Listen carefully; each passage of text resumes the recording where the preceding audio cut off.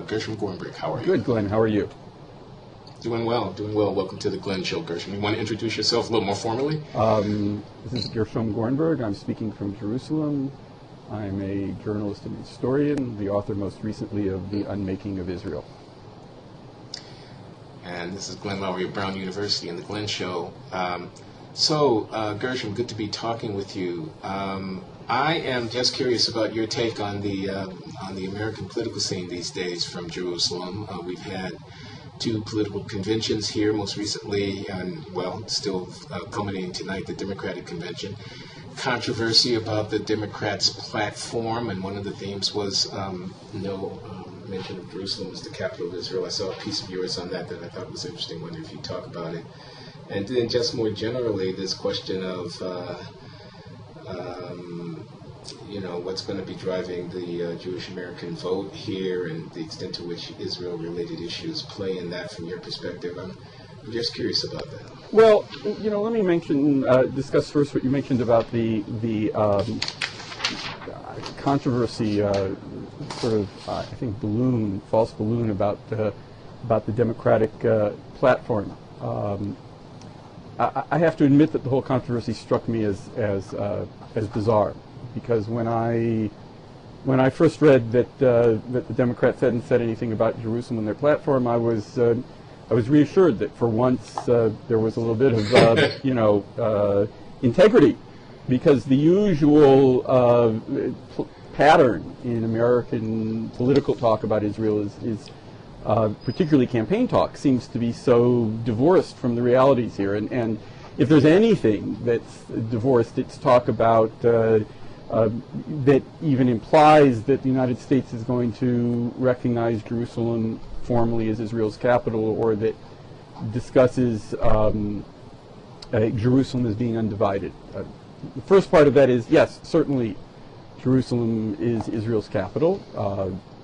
This is where the government is. Just as a matter of fact. Yeah, I mean, in reality, this is where the government is. This is where the parliament is. We have a parliamentary system. The parliament is sovereign. Almost all of the government ministries are here. The Prime Minister's house is here. The demonstrations against the government in front of the Prime Minister's house are here. It's where the government is. And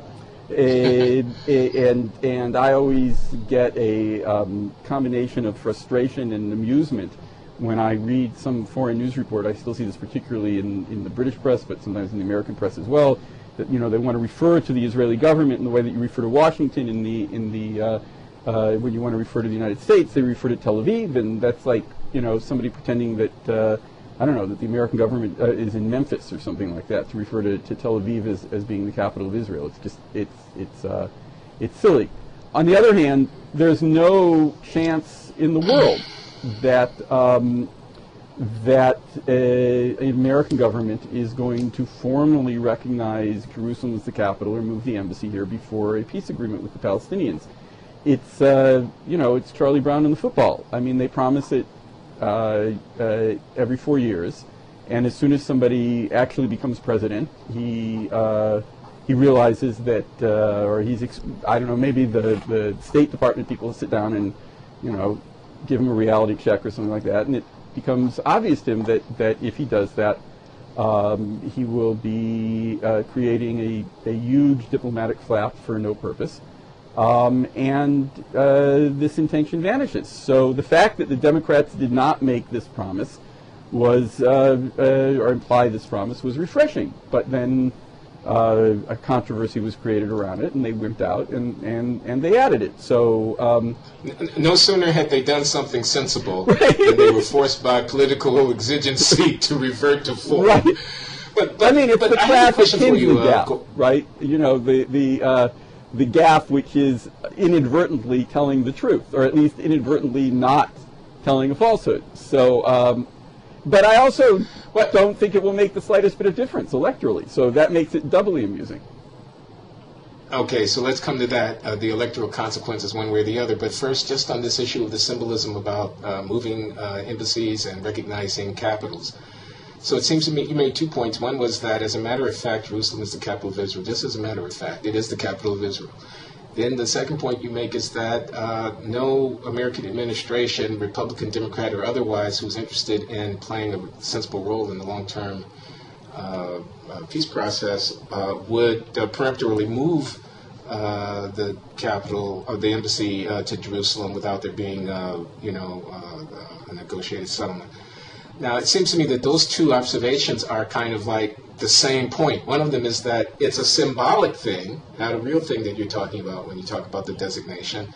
And then the second is it's an important symbolic thing that the Americans wouldn't want to be seen to be violating, because that would send the wrong signal. And it seems to me that is recognizing that this is all about symbolism and about signaling. Explains the otherwise inexplicable American political controversy, because it's about signaling commitment to the Zionist enterprise, signaling commitment to Israel as the Jewish homeland and things of this kind. So it works very powerfully as a symbol. Move the embassy to Jerusalem, recognize Jerusalem as the capital. All of these things are indirect communication of other kinds of values. They're not really about policy. Well, does that make any sense to you? It makes sense to me that there is, I certainly think that in politics there's a great amount of symbolic action, a great amount of conveying messages in a sort of shorthand. I think that that symbols have a tremendous power for people. If you're talking about Jerusalem, obviously there's tremendous power to symbols. That's what the city is about. That's the only thing, natural resource that explains Jerusalem being here is symbolism. But in this particular case, it's a misplaced symbol, because you're making a promise that you're not going to keep, which is foolish, and sort of makes a mockery out of the whole process. And there are other ways in which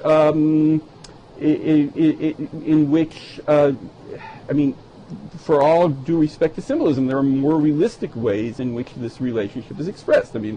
I'm more impressed with the fact that President Obama has increased funding for Israeli missile defense than promises that that won't be kept. My son, who's into the classics, said to me that Cicero said that it's a good thing for a politician to make promises, because nobody will remember when you don't keep them. But if you don't make promises, it's like you're not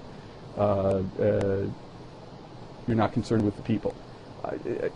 All right, so this is very old-fashioned cynicism when politicians make promises that they're not intending to keep. But I think in this case, people remember that every 4 years this promise is made and it's not kept. So,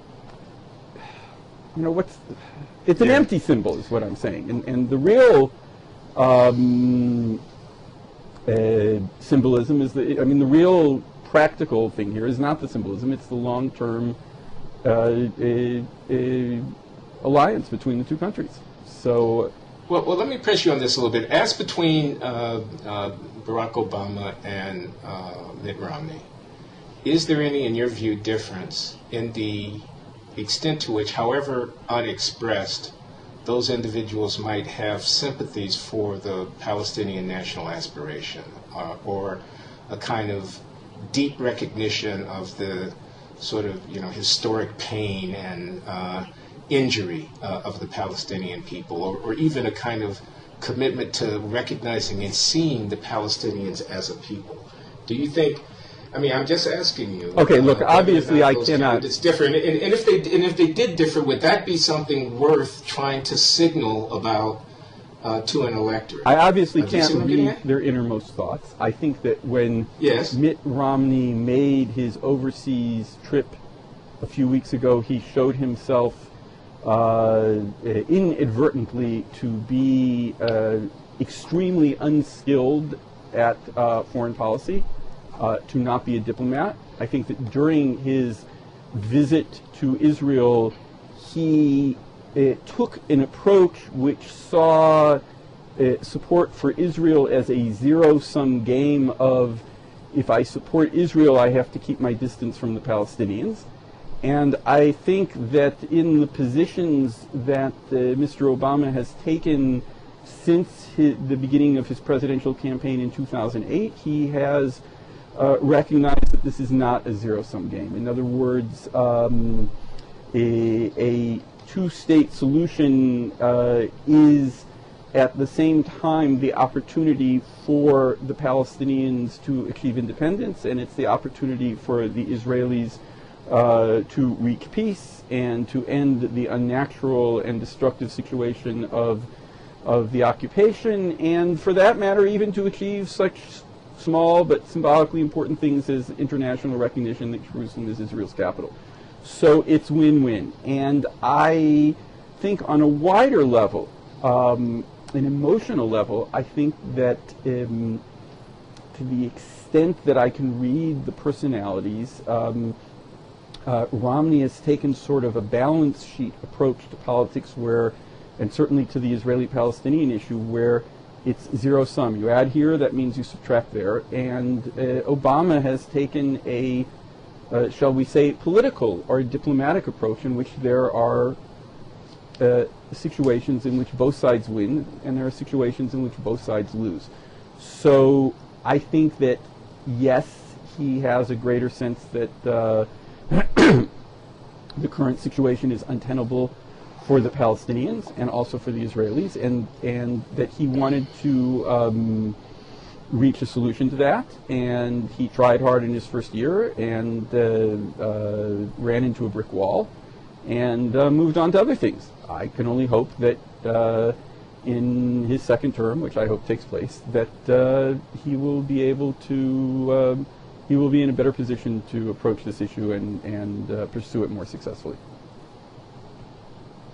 So my guess is that that would be a minority view within the Israeli voting public. Am I wrong about that? You know, I don't know. I mean, I've seen polls of Israeli opinion on Obama versus Romney, and they have as many people who don't express an opinion as the people who express an opinion one way or the other. I think the last poll I saw, there was a slight advantage to Romney.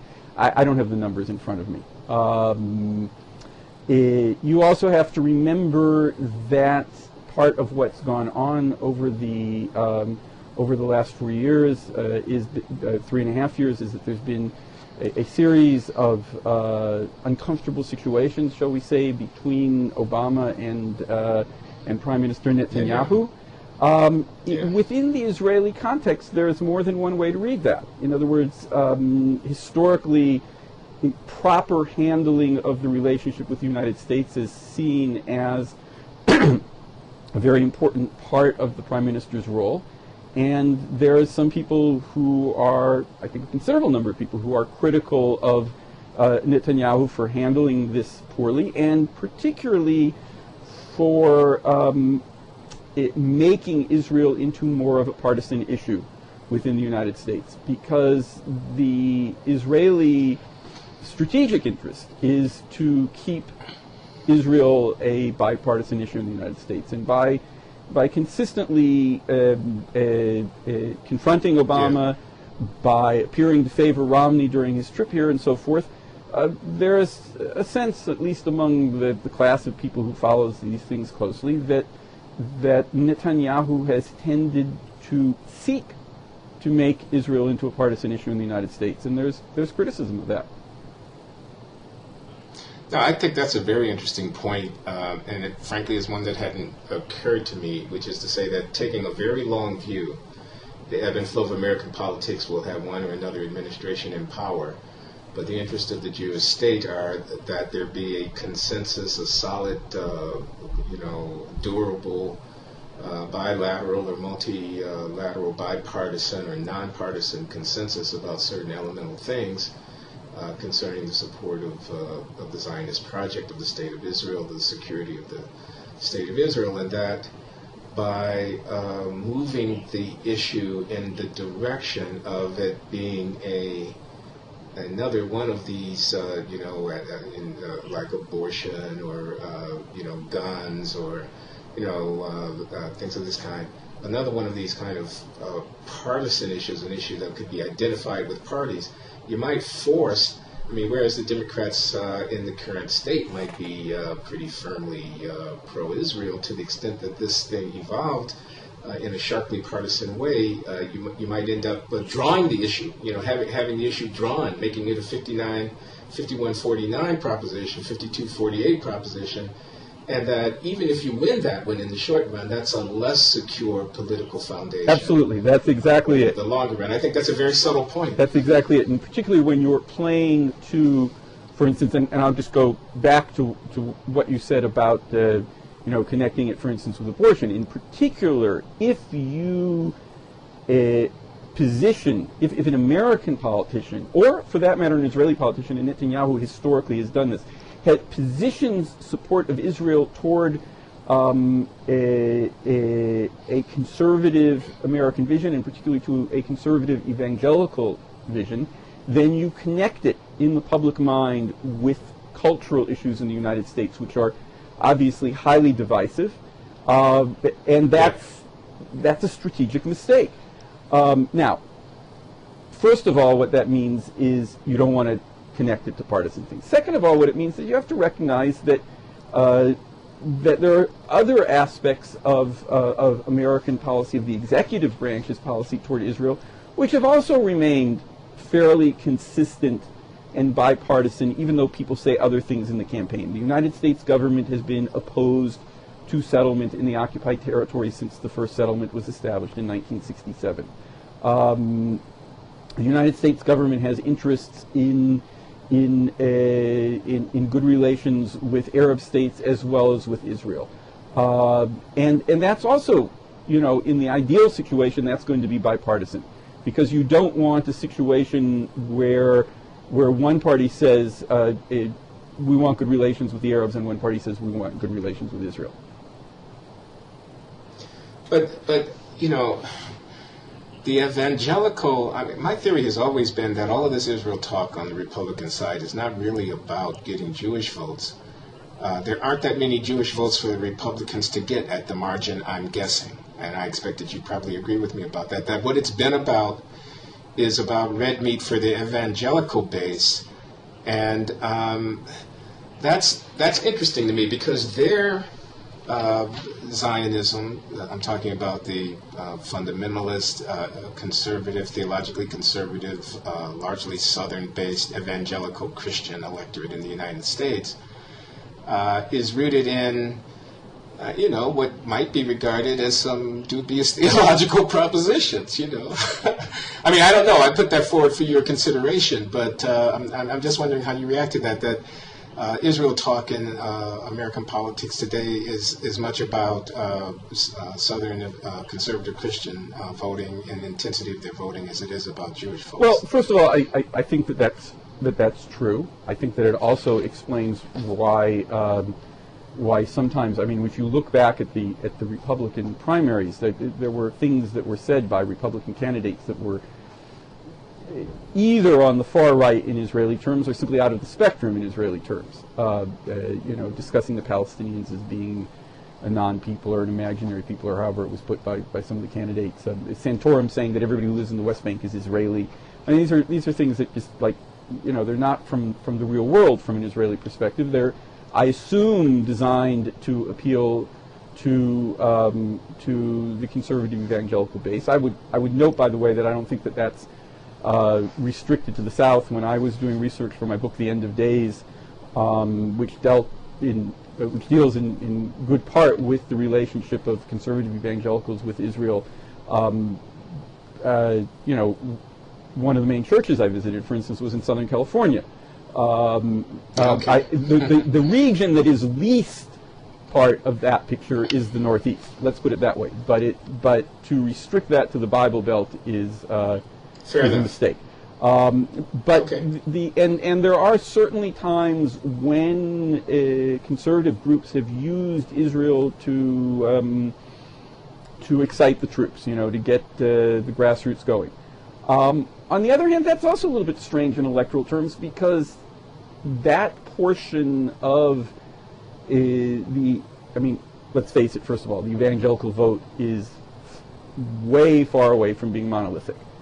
That portion of the evangelical vote, which is concerned with theological issues in which Israel is at play, I also don't think includes any swing voters. So where's the advantage? What's the electoral gain? I mean, unless you're saying purely that it's a matter of getting out the base rather than, I mean, that's the whole argument that I see about whether the election is about getting the base to vote or convincing an Well, individual. yeah. I guess I'm going to be out on the limb here a little bit, and I'm not a political, poster operative type, so this might all be nonsense. But I guess I'm thinking it's a piece with the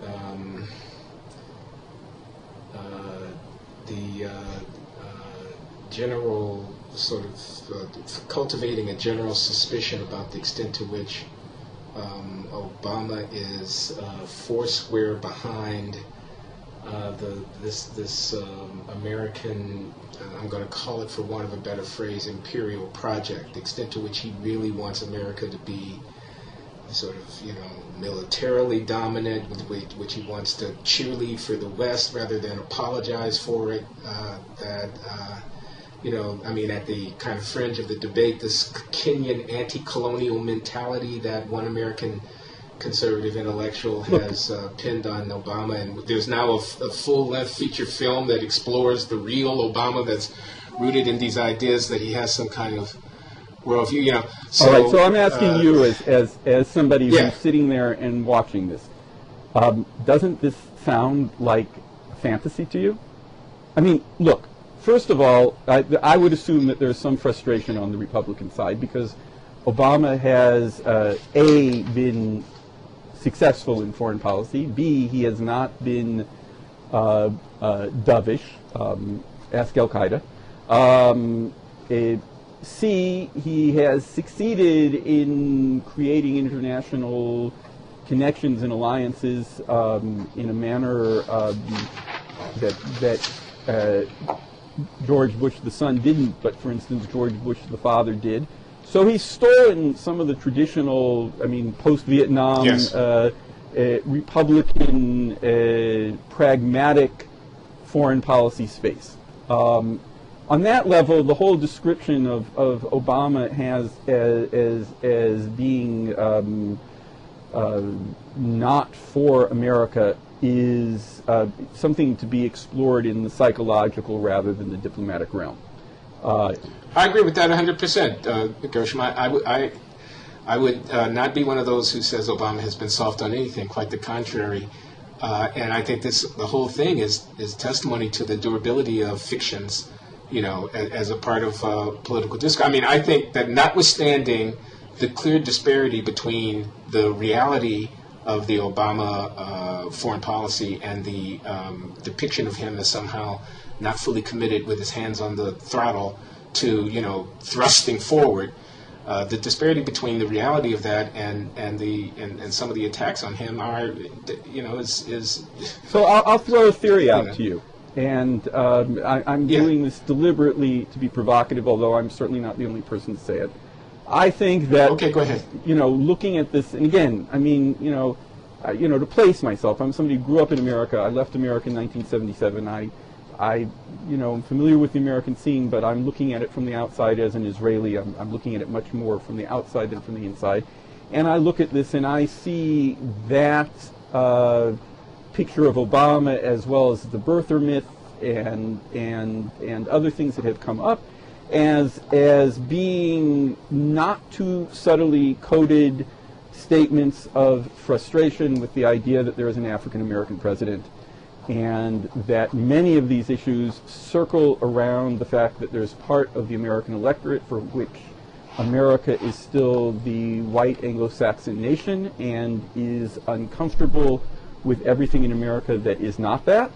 And when people say, for instance, that Obama wasn't born in America, that's what they're saying.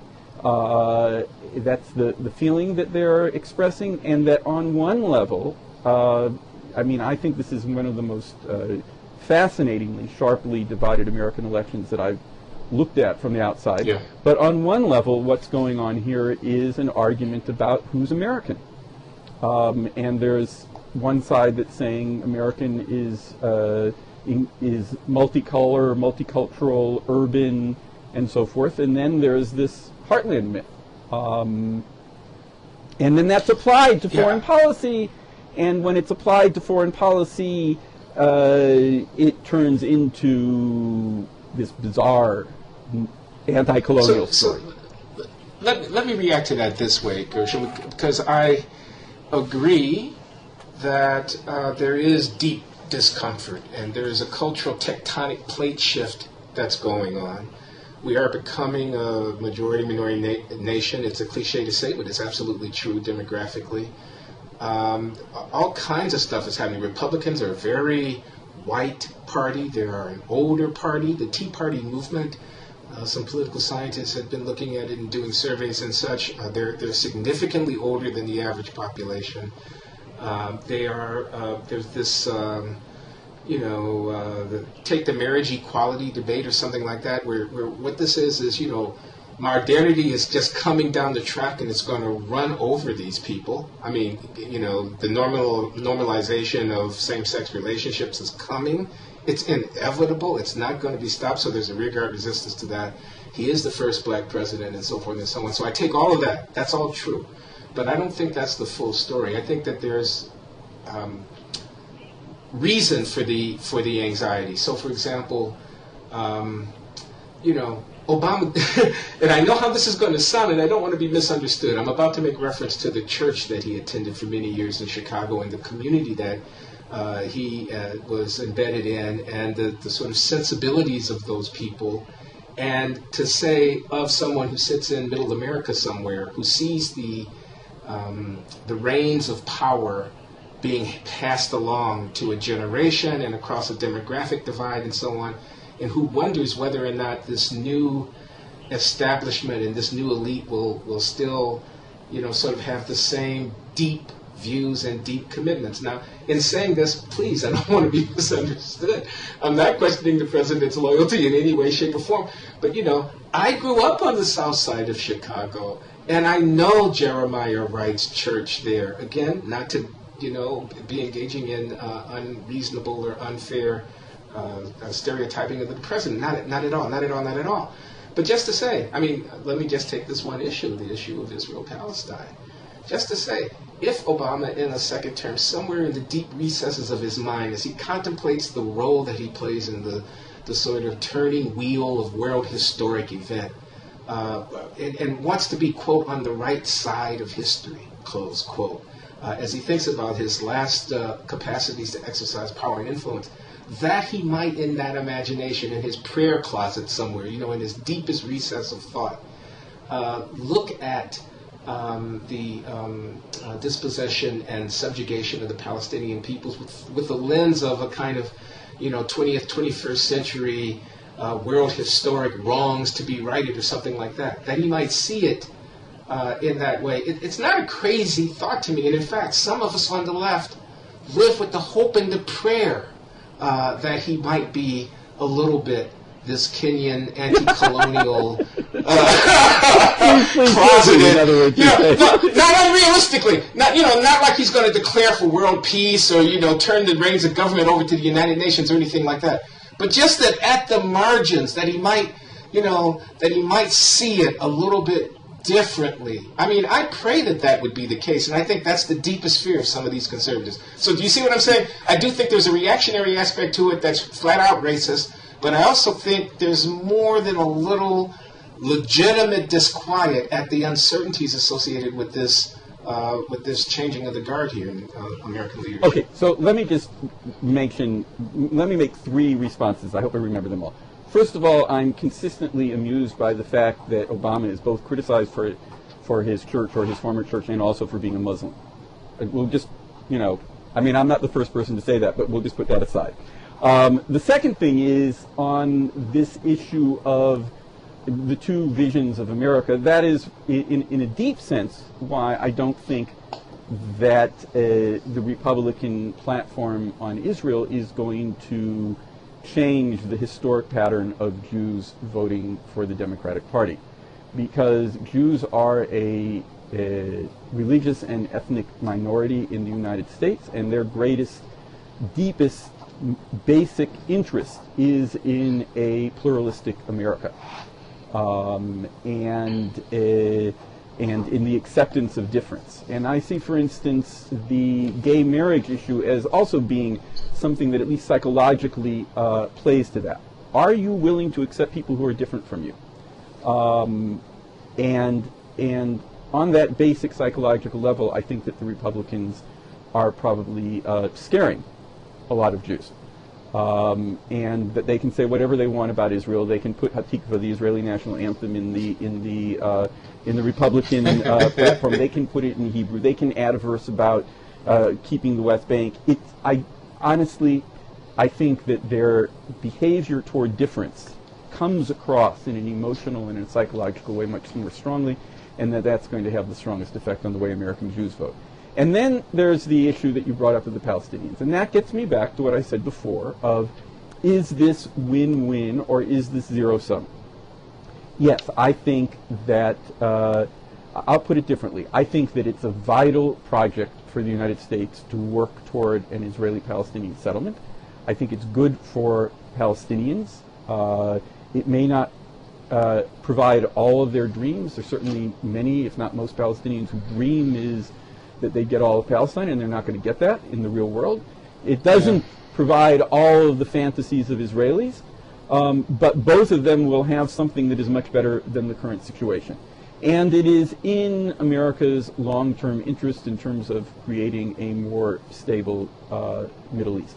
So I would be, I am sorry that President Obama essentially abandoned that project early on in his first term, and I very, very much hope that he comes back to that. I don't think that you have to be in some sort of anti-colonial mode or overly influenced by liberation theology. Not that I have anything particularly strong against liberation theology, but I don't think that you have to be there.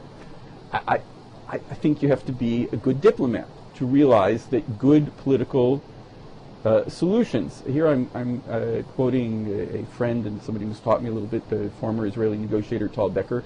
A good diplomatic agreement is one in which you can imagine the victory speech that both sides is going to give after reaching the agreement. Okay? So I would say that a two-state arrangement is a victory for both Israelis and Palestinians. It's certainly a victory for American foreign policy. And I hope that domestic considerations do not prevent Barack Obama from pursuing that in his second term, assuming he's reelected. You know, I just had a thought, and it may be truly utopian and crazy, but the thought was this. The thought was that if the Arab Spring is going to have a happy ending in the longest of long terms, I'm talking about the 25 to 50-year framework, then it will be in the form of a kind of modernization and economic development of Egypt and of the surrounding region, and a kind of integrated dynamism, economic dynamism, for which a solution to this problem, the resolution of the Palestinian claims, is an absolutely essential prerequisite. And that would have Israel, which is, you talk in one of your articles that I read about threats to future economic growth and so forth like that, playing a kind of, I don't know what, Hong Kong, super Hong Kong role to this, several hundred million people coming fully into the 21st century. And that's a really kind of glorious possibility that all this political rubble is standing in the way of. And is that, am I a madman? Well, no, but I do want to reframe this. And here the colonial issue is very important. Sometimes Israelis express that idea of Israel as sort of being the engine of development in the Middle East. And on the Arab side, there's a lot of resentment of that, because that sort of reaffirms the view of Israel as the Western power in the region, trying to sort of have economic hegemony over the Arab states. So, I mean, I would like to see a better developed and more stable Middle East. I certainly hope that out of all the madness of the last couple of years, we see the development of more stable states which can pursue economic development in a way that's better for their people, that's certainly more egalitarian for their people, that can create a stable middle class in those countries and so forth. But I think that for Israel in that position, the best policy would be to be sort of very restrained, to hold back, not to sort of jump in and say, we're going to develop you. You mean to wait and see? No, just I'm saying there's nothing wrong with with trade relations with the Arab countries and all that, but I'm just saying that to be more specific, the sort of new Middle East vision that Shimon Peres was expressing in the 90s was taken on the Arab side as sort of an expression of as a neo-colonialist. Yeah, and so let's go back to the symbolic issues. Don't say things that step on people's old and still open wounds. And colonialism and Western exploitation are, still open wounds in the Arab world. So it's not good for Israel to sort of leap up and say we'll develop you economically. It's sort of it sounds on the other side sort of like white man's burden. I don't think it's smart. Yeah, well, maybe that's just a measure of my naivete. I'm wondering if we have a time, Gershom, if we can talk a little bit about your amazing piece on ultra-Orthodoxy and the deep challenges both to the State of Israel and to the ultra-Orthodox community in Israel. Do you want to talk about that a bit? I can try to do that, briefly. I hope that I can explain it in a way that makes sense to people. The article is in the Prospect magazine in England, the one that you're referring to. Basically, what I was looking at is the way in which, first of all, the ultra-Orthodox community of Israel, that portion of the Orthodox Jewish community whose response to modernity has been to sort of segregate itself away from the rest of society in order to preserve a certain religious lifestyle, has become, first of all, completely economically dependent on the rest of Israel, and also, while claiming to be conservative, while claiming to preserve Judaism as it once was, is really a creation of the modern Israeli reality. And I just put that in the general framework. My research on the ultra-Orthodox, on conservative Christianity, and other religious phenomena leads me to sort of the general statement that every group that claims to be old-time religion is a very modern creation. And the ultra-Orthodox fit into that. Old-time religion is a latter-day shtick. Yeah, it's a modern creation. In other words, all of these movements are responding to modernity. Some of them respond to modernity in a, shall we say, reactionary fashion, an attempt to reject modernity. But in doing that, they create a photo-negative. They're not what they were, fundamentalist Christianity today is not what Christianity was 300 years ago. And Salafist or other forms of Islamic fundamentalism today are not what Islam was 300 years ago. They're new movements. And ultra-Orthodoxy is also a creation of modernity, a response to modernity. They're new movements. They are reactionary movements in the quite literal sense of the term. But that's a function of modernity. In the case of ultra-Orthodoxy, before the State of Israel, in the 19th century, sort of the principle of ultra-Orthodoxy was this statement from a Central European rabbi that everything new is forbidden from the Torah. That's a play on words on an older principle, but basically that's a brand new idea.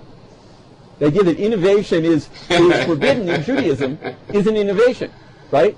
Okay? And then you come to the State of Israel and you have a situation where, because of certain political decisions that were made that weren't measured in their consequences, that nobody expected what their consequences were, the ultra-Orthodox community in Israel developed in such a way that the accepted lifestyle for the ultra-Orthodox today is that most men spend most or all of their adult life in religious study rather than work. And that never existed in the Jewish world before. Well, how did that come to be? Let's just focus on that for a minute. This veneration of study and the creation of this niche or this occupational pursuit with the honor that comes with it. I mean, this is not an economic phenomenon. This seems to me, I say as an economist, a cultural phenomenon, and I'm trying to understand. Well, it's a cultural phenomenon, but it requires an economic base. right? Yes, it has to be paid for, indeed. I mean, you know, all ideologies. Why do people pay ideologies can only be implemented if the real conditions for them exist, if there's some way of doing it in the real world. So, okay, so. But why? But why? Why do the Israeli public acquiesce in the transfers that are necessary to support this enterprise? What's the public meaning of the study of this sliver of the population? About 10%, do you say? Yeah, it's a difficult. I mean, there's various statistical estimates because defining exactly who is ultra-Orthodox is, you know, I mean, you can. Yeah. I mean, I can read for hours the arguments between the statisticians and the sociologists about who gets counted and who doesn't. But let's just say, for the sake of argument, about 10% of, at least of the Israeli Jewish population, which is 80% of the state. This did not. Nobody made a decision to create this situation. First of all, what originally happened at the early years of the state was the ultra-Orthodox community was fading, was disappearing. Its leaders were very concerned that it would fade out completely. And then at the beginning of the State of Israel, the state, as one of its first acts, passed a law for free state-supported education, which hadn't existed for instance, in mandatory Palestine. And it implemented this through existing school systems, which included a tiny number of ultra-Orthodox schools. And what that did is it provided state funding to ultra-Orthodox elementary schools at that stage. And young women could get jobs as elementary school teachers a year or two after high school, because that's how much training you needed at the time to teach elementary school. Israel was a very undeveloped country at the time. And certain ultra-Orthodox leaders came up with this great idea that instead of men leaving their religious studies in order to get a job and get married and support their families, that they would get married younger and the wife would support them while they continued religious studies for another, say, 10 years. And this created a situation in which the state inadvertently began to foster a model in which originally young men didn't go to work. They continued in religious study. They were further socialized into their community. They got married younger. Because of this change, the marriage age dropped significantly in the ultra-Orthodox population. At the time that the state was created in 1948, the ultra-Orthodox marriage age was pretty much the same, or even a little bit older than other Israeli Jews. It dropped so that it's now common for ultra-Orthodox Jews to get married by the age of 20 or a little bit afterwards. The birth rate went up. And all of this, it would have been unsustainable because in the early years when it happened, first of all, around the age of 30, 35, whatever, you went out to work, and it didn't matter that you didn't have a good Western education because the country still wasn't developed, and parents had been working so they could help you out, and you came from a family with 2 or 3 or 4 siblings, so they didn't have that many children to help out. By the second generation, the parents were people who hadn't worked, and Israel was more developed, and economically it was becoming unfeasible.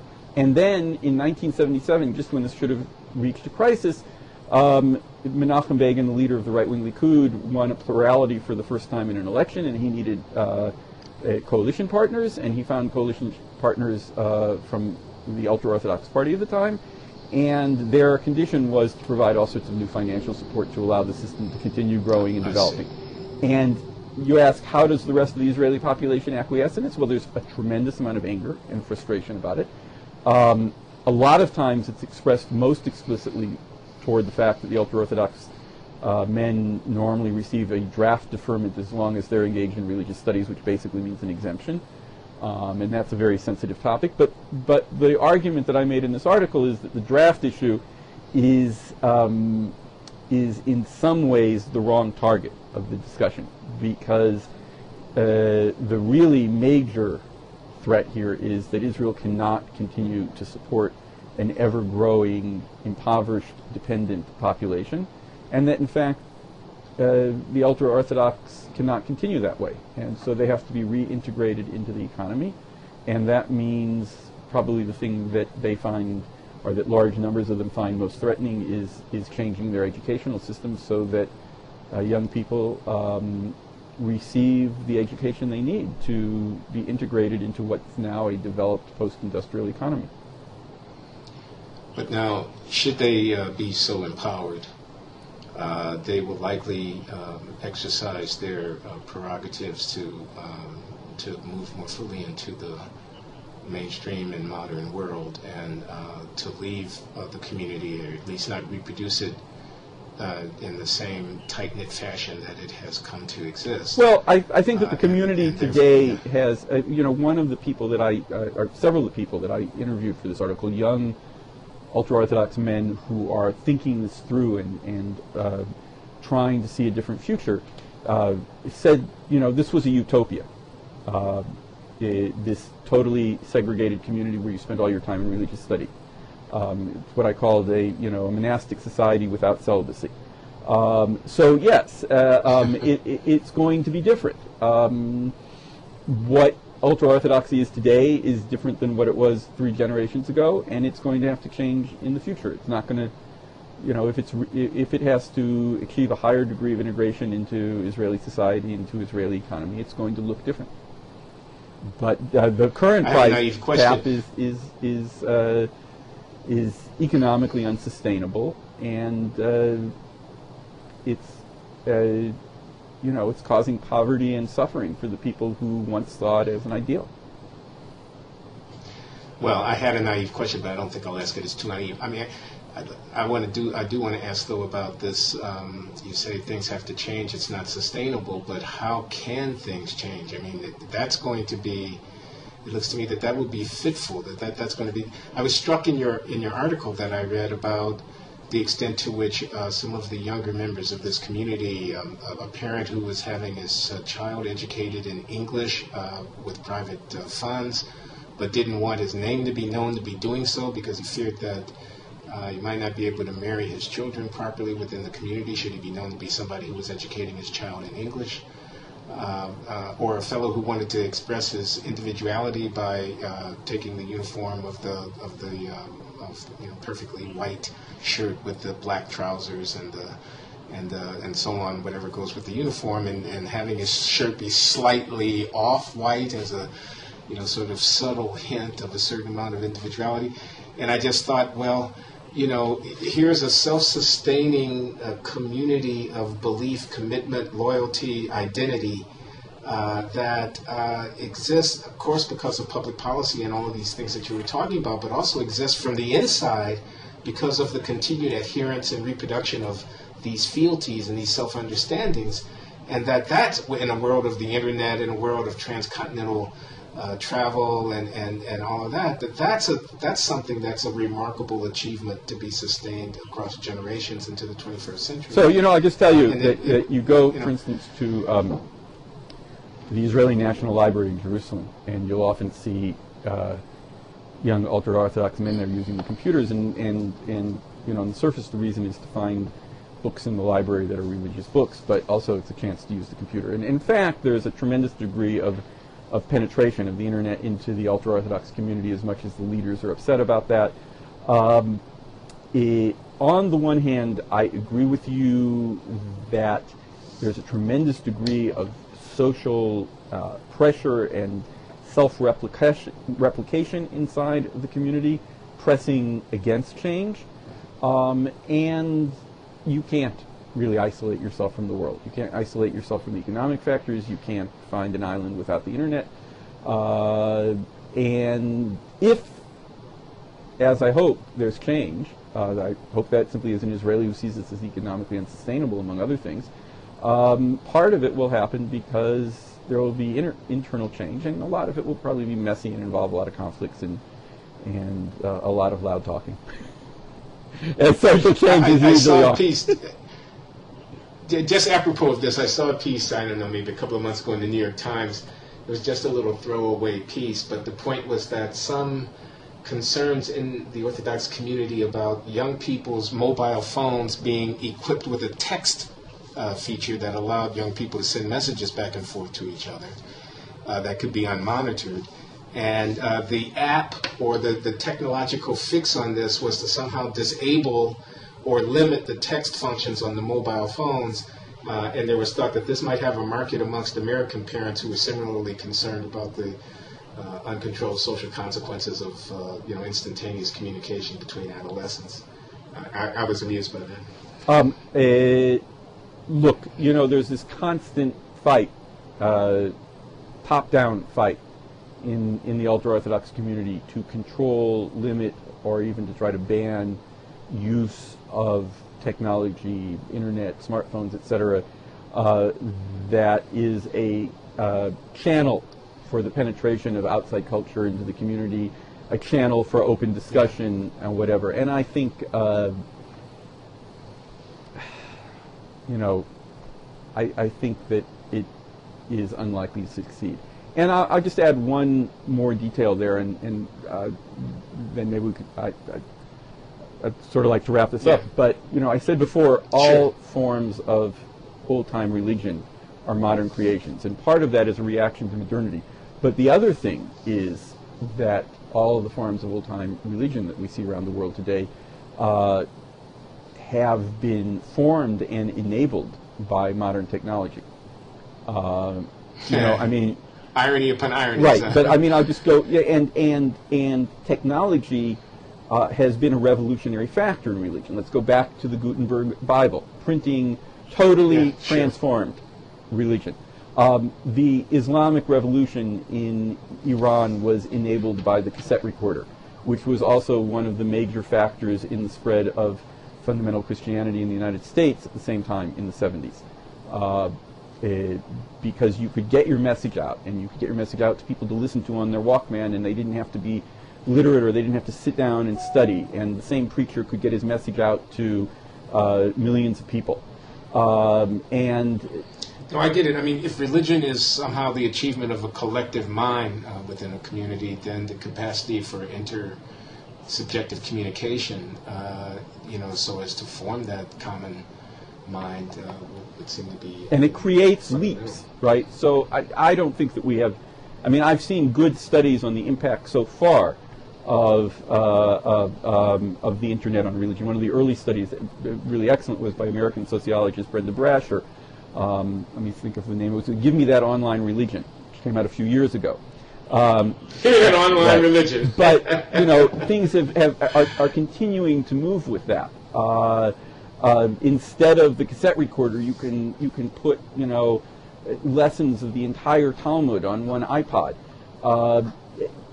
There's a democratization of religion that comes out of that kind of technology, which no traditional leadership is going to control. It will be transformed by this, whether they like it or not. And I make no predictions about how that's going to happen. But anybody who thinks that just like old-time religion is a modern creation, rather than being old-time, it is also not static. It is constantly evolving. So we'll have this conversation in another 5 years, and we'll discuss what's happened in the meantime. Gershom, so nice to talk to you. Thanks for taking the time. It's my pleasure.